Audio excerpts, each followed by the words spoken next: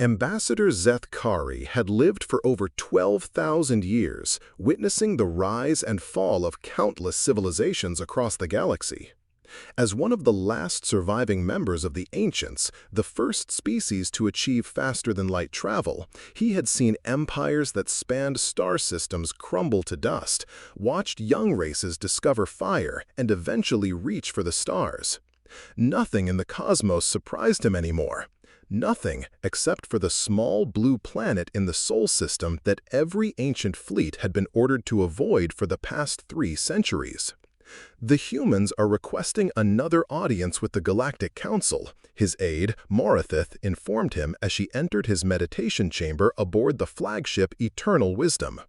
They wish to discuss their application for membership in the Ancient Alliance.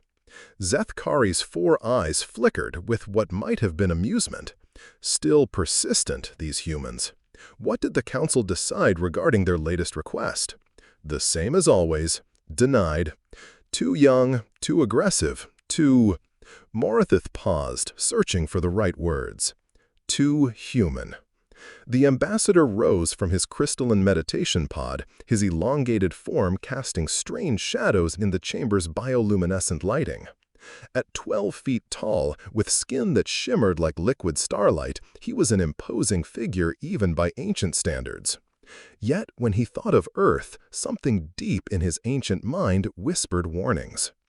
"Tell me, Morithith," he said, his voice carrying the weight of millennia, "what do you know of the real reason we avoid Earth?" His aide's expression grew puzzled. The official records state that humans are too violent, too unpredictable.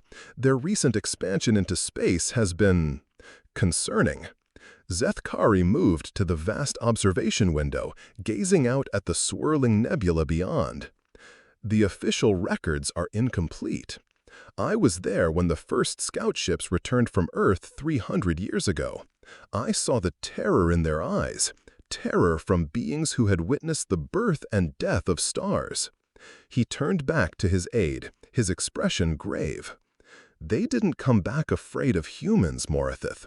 They came back afraid of what they found alongside them. The younger ancient's skin paled to a silver hue. I don't understand. The first thing our scouts noticed was that Earth's ecosystem was impossibly diverse.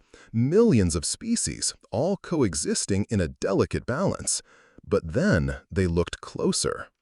Zeth Kari's voice dropped to barely above a whisper. They discovered that many of Earth's creatures possessed capabilities that defied our understanding of biology. Creatures that could regenerate entire limbs, animals that could produce light, organisms that thrived in conditions that would kill most spacefaring species. Morithith was listening intently now, her own ancient memories stirring with fragments of half-remembered reports. "But that wasn't the worst part," Zeth Kari continued. "The worst part was when they realized that humans, supposedly the dominant species, were actually among the weakest life forms on their planet. They discovered creatures that could survive in the vacuum of space, beings that could withstand radiation levels that would vaporize our ships, and organisms that had been alive since before our civilization began." The ambassador paused, letting the implications sink in. Our scouts watched a human child playing with a creature that could have easily destroyed one of our battle cruisers. They saw humans living in harmony with beings that our most advanced scientists couldn't even classify. And then they understood the truth. "What truth?" Morith whispered. "That Earth isn't just the homeworld of humanity. It's a training ground. A planet where the universe's most dangerous creatures have been gathered, consciously or not, to forge the ultimate survivors. Humans didn't conquer Earth. They were shaped by it. Every predator, every natural disaster, every impossible challenge that planet threw at them, they adapted and overcome." Zeth Kari's 4 eyes fixed on his aide with an intensity that made her step back. We ancients have survived by avoiding conflict, by using our technology to transcend physical limitations. But humans? They survived by becoming something else entirely. They turned their planet's attempts to kill them into a symbiotic relationship. They didn't just learn to survive alongside Earth's horrors, they learned to love them. The ambassador moved back to the window, his reflection ghost-like in the reinforced transparisteel. The Council maintains the prohibition not because we fear humans, Morith. We fear what made them human. We fear a planet that could produce a species capable of turning their world's deadliest creatures into pets, their most hostile environments into homes, and their greatest challenges into opportunities.